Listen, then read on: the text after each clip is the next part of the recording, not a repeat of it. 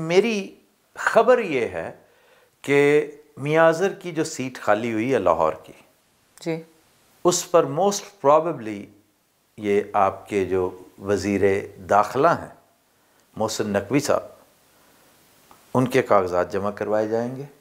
वो election contest करेंगे और यहाँ से नहीं करेंगे तो कुछ और करके वो रन में आएंगे और आगे चल के इन बहुत सौ की, आप याद रखिएगा कि ये जितने भी इस गुनाह बेलज़्ज़त का हिस्सा बने थे, ये पीडीएम वाले, एक होती है फाइलें खुल जाना, इनके दफ्तर खुल गए हैं।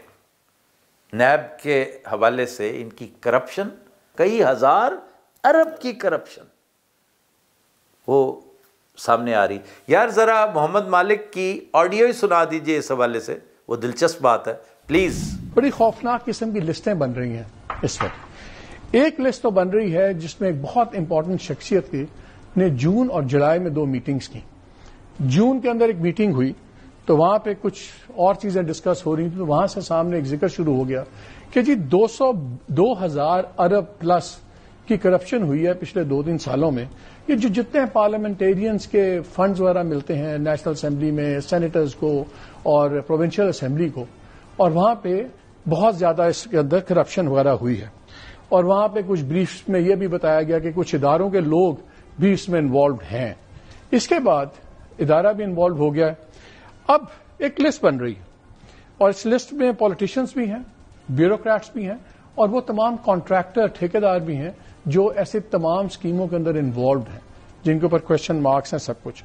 और तय अभी तक पाया है कि पहले 500 ऐसे केसेस आइडेंटिफाई किए जाएं जिसके अंदर रिकवरी बड़ी स्ट्रांग हो सकती है और एक इनिशियल टारगेट दिया गया है 500 अरब का। जनाब, जिस पर बहुत तगड़े टॉप पे, और मोहम्मद मालिक के पास खबर होती है, इतने साल से 150 साल से वो सहाफत कर रहा है, अगर अब भी खबर नहीं है उसके पास तो कब होगी।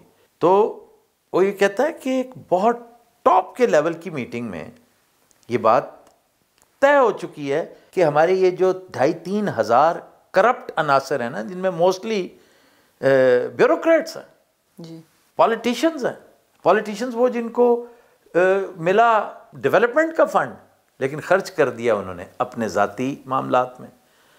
इसी तरह ब्यूरोक्रेट्स हैं और ब्यूरोक्रेट्स के हवाले से आपने एक नया वो सिलसिला भी आजकल सुना होगा, ख्वाजा आसिफ वाला, पुर्तगाल में प्रॉपर्टीज़ वाला, कि वो कह रहा है कि जी पुर्तगाल में इतने अफसरों ने, इतने ब्यूरोक्रेट्स ने, और उसमें हर सिर्फ ब्यूरोक्रेसी का ही तज़किरा नहीं है, फौजी ब्यूरोक्रेट्स का भी है कि फौजियों ने, बेशुमार रिटायर्ड फौजियों ने वहाँ पर जो है वो प्रॉपर्टियाँ बनाई हैं, शरीयतें ले रही हैं, और ये भी एक पूरा ग्रिड है।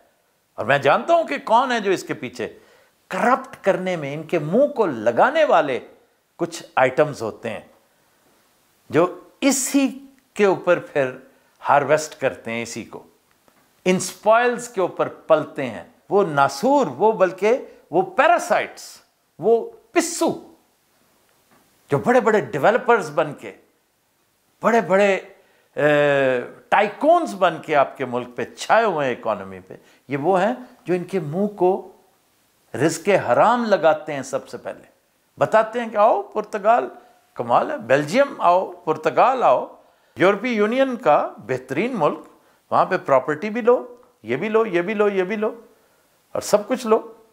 और आप जब देखिएगा, मैं समझता हूँ हाफिज फील्ड मार्शल अगर यही एक कर लेना काम, तो बहुत से गुना झड़ सकते हैं मौसूफ के, कि इनका एहतसाब करें कि ये जो इस आड़ में पिछले 3 साल ये करते रहे ना, ब्यूरोक्रेट क्या और पॉलिटिशियन क्या, सबको, और कुछ करे ना करे एक्सपोज तो कर देना कि ये लोग हैं जो इस बीमार मां की दवाइयां बेच बेच के नशा करते रहे।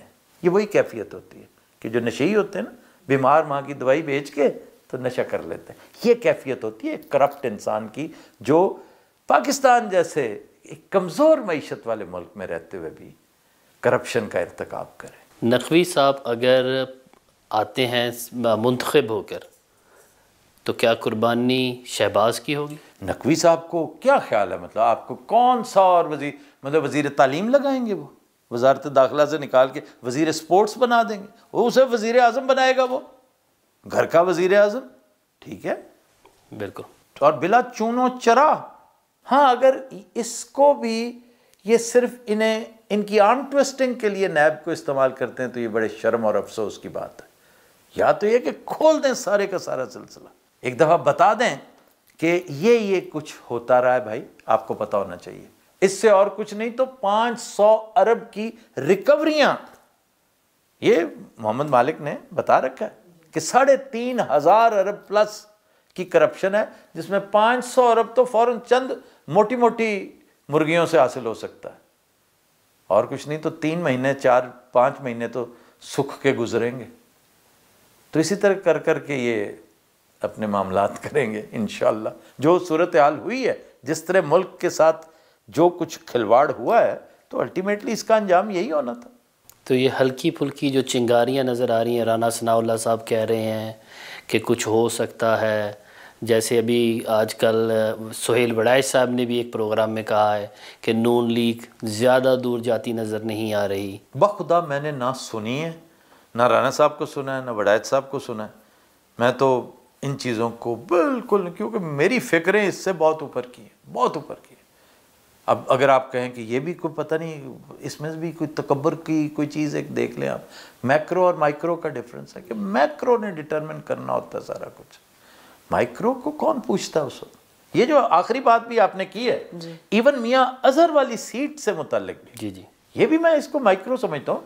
इसका क्या ताल्लुक है अजीत दवल के उस ट्रिप के साथ, जो गेम चेंजर है, जो अगले 2-3 हफ्तों के अंदर अंदर आप देख लीजिएगा, जो चीज़, जो एक नया खिलवाड़ जो शुरू होगा, उसमें लाहौर के इलेक्शन को किसने पूछना है? What is that? वो तो मैटर ही नहीं करता। मैटर बलूचिस्तान करेगा उस वक्त फिर इसराइल करेगा, फिर ब्राह्मिक अकॉर्ड्स करेंगे, फिर और बहुत सारे मामलात होंगे। ये सारी चीज़ें जो हैं, ये जिस तरफ जा रही हैं, वो मैं बार बार कहता हूँ, वो रावी जो अब भी चैन लिखता है, वो या तो बहुत बेवकूफ़ है और या आपके साथ झूठ बोल रहा है। ये जो आखिरी बात भी आपने की है, इवन मियाँ अजहर वाली सीट से मुताल्लिक भी, जी जी, ये भी मैं इसको माइक्रो समझता हूँ।